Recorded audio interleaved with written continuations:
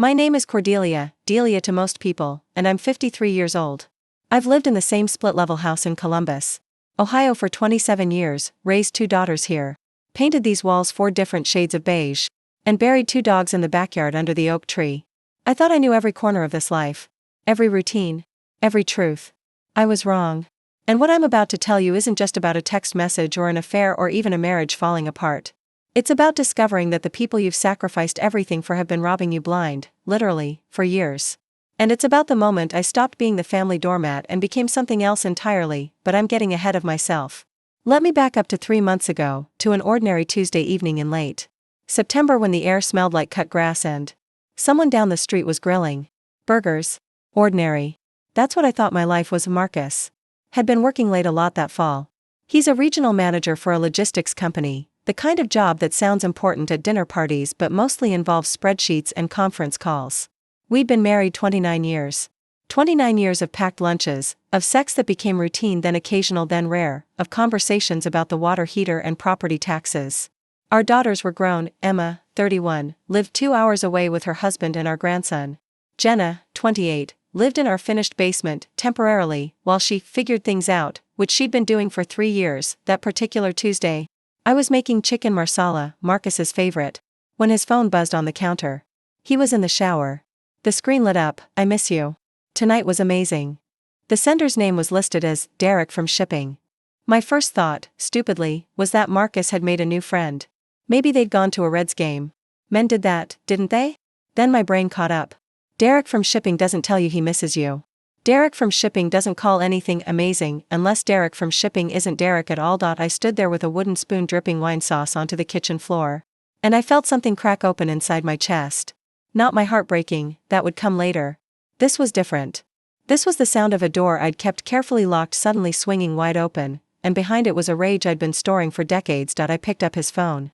I knew his passcode. It was our anniversary, because Marcus wasn't creative enough to change it. I opened the thread. 3 months of messages. Flirty at first, then explicit. Photos I won't describe. Plans to meet at the Fairfield and off Route 23. References to her apartment, to wine she'd bought, to how he made her feel alive again. Her real name was Stephanie. She worked in his office. She was 37. I scrolled through everything with a strange, cold clarity. Then I typed, "Come over for dinner tonight. 7 p.m., I'll text you the address." 3 dots appeared immediately. Then, "Really? Your wife won't mind?" I wrote back, "She insists." I sent our home address. Then I deleted the entire exchange from his phone, put it back on the counter, and went back to cooking. My hands were shaking, but I kept stirring the sauce, adding thyme, tasting it like nothing had changed. Like I hadn't just invited my husband's mistress into our home. Like I was still the same Cordelia who'd spent 29 years making his favorite meals and pretending everything was fine. Marcus came downstairs 20 minutes later. Hair damp, smelling like the Irish spring soap he'd used since college.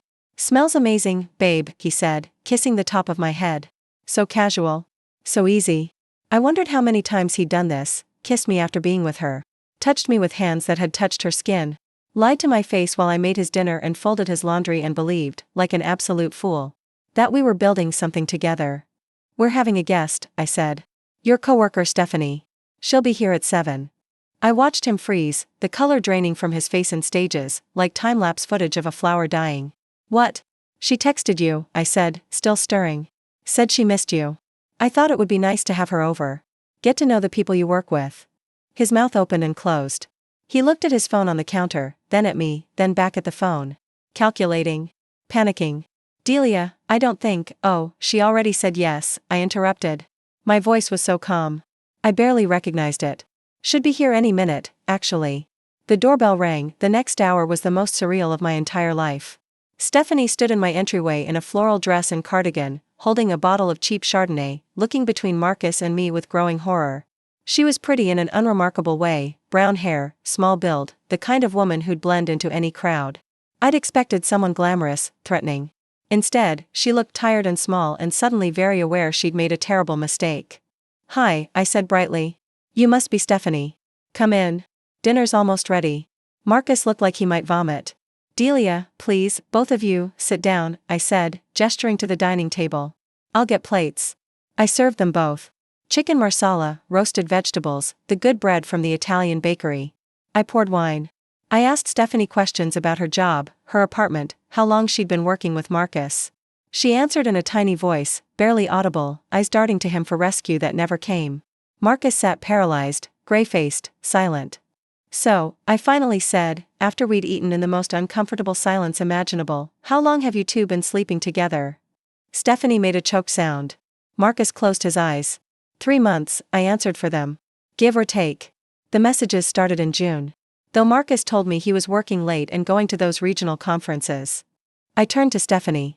Were the conferences real, or was that just code for hotel rooms? I didn't know he was, she started. Yes, you did, I said quietly.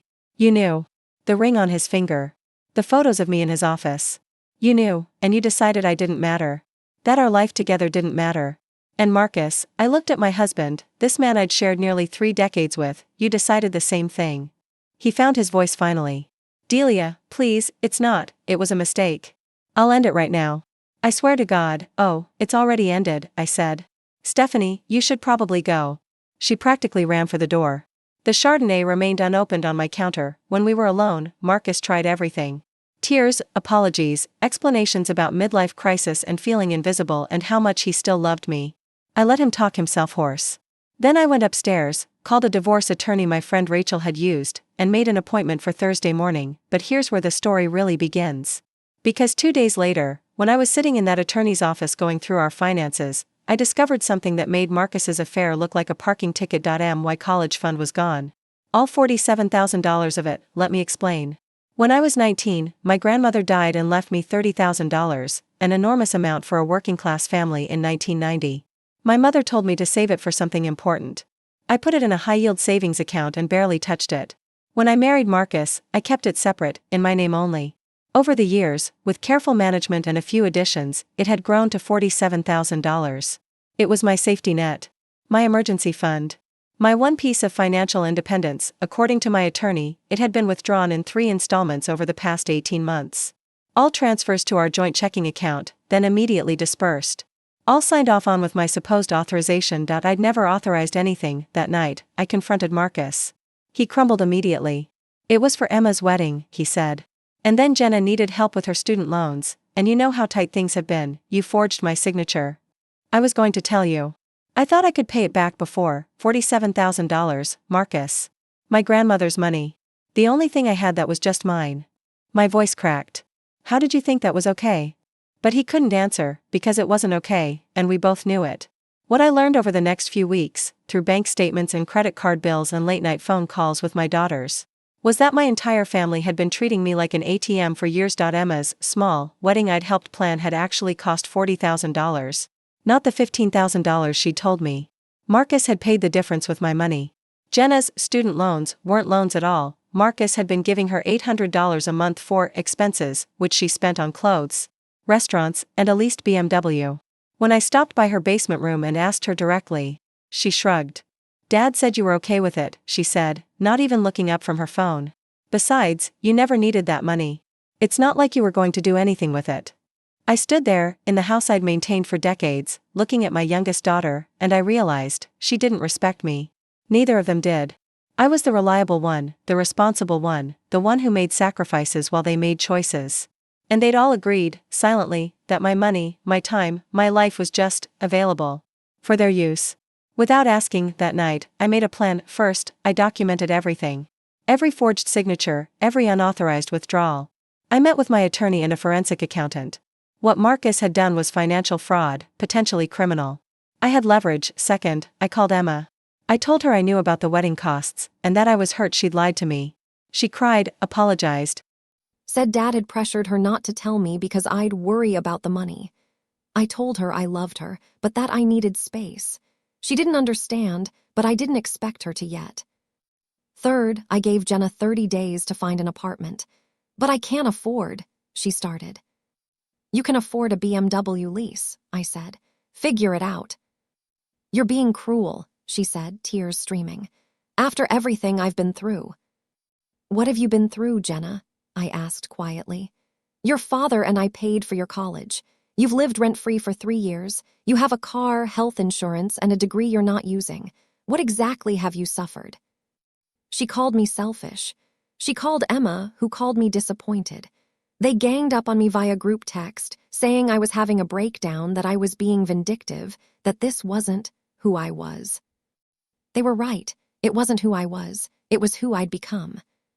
Fourth and finally, I made Marcus an offer. I would not press charges for fraud. I would agree to a quiet, relatively amicable divorce. But in exchange, he would give me the house, his retirement account, and $47,000 from the sale of his stocks. Every penny of my grandmother's money returned, plus the 30 years I'd spent supporting his career while mine stagnated, plus interest for my silence. He signed the papers within a week. The real twist came last month, when I was cleaning out the attic and found a manila folder hidden behind the Christmas decorations.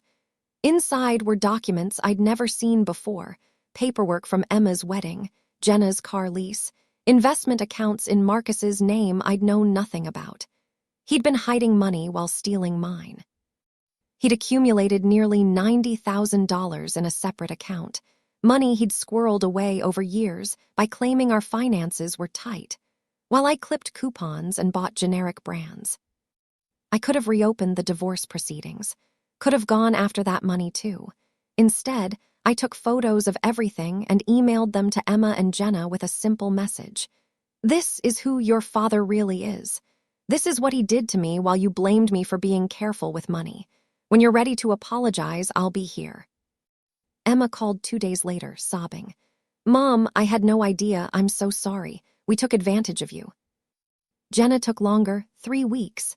But she came over eventually, helped me paint the living room a color I actually liked, and admitted she'd been selfish. She moved into a small apartment and got a job as a receptionist. It wasn't much, but it was honest work, and for the first time in years, I was proud of her. Marcus tried to reconcile last week, showed up with flowers and a speech about forgiveness and starting over. I listened politely, standing on the porch of the house that was now entirely mine, and then I said, I don't hate you, Marcus. I just don't want to be married to someone who sees me as something to use rather than someone to love. I hope you figure out the difference someday. He left. I haven't heard from him since. Stephanie quit her job, I learned through mutual connections, moved to Cleveland. Marcus is dating someone new already, a woman from his gym. I genuinely hope they're happy. I hope she watches her bank accounts. As for me, I'm still Delia. Still in Columbus, in my split-level house with the oak tree out back. But everything feels different now. Lighter somehow. I'm taking an online class in graphic design, something I'd always wanted to try. I'm traveling to Maine next month by myself to see the ocean. I'm learning that being alone isn't the same as being lonely, and that the most important relationship I'll ever have is the one with myself. The women I've told this story to, friends my age who understand what it means to be taken for granted, they always ask the same thing. Do you regret inviting her over that night? Starting all of this. I tell them no. That text message didn't destroy my marriage. It revealed what had been true for years. I'd been living with people who loved what I could do for them, not who I actually was. And sometimes the kindest thing you can do for yourself is acknowledge the truth, no matter how much it costs. I'm 53 years old. I have decades left, and I'm done spending them making myself small so other people can feel big. That's not bitterness talking, it's freedom. Hard-won, painful, necessary freedom. And if there's one thing I'd tell every woman out there who's ever felt invisible in her own life, it's this. You are not obligated to set yourself on fire to keep others warm. You deserve a place at your own table. And sometimes, the most radical act of love is learning to say no.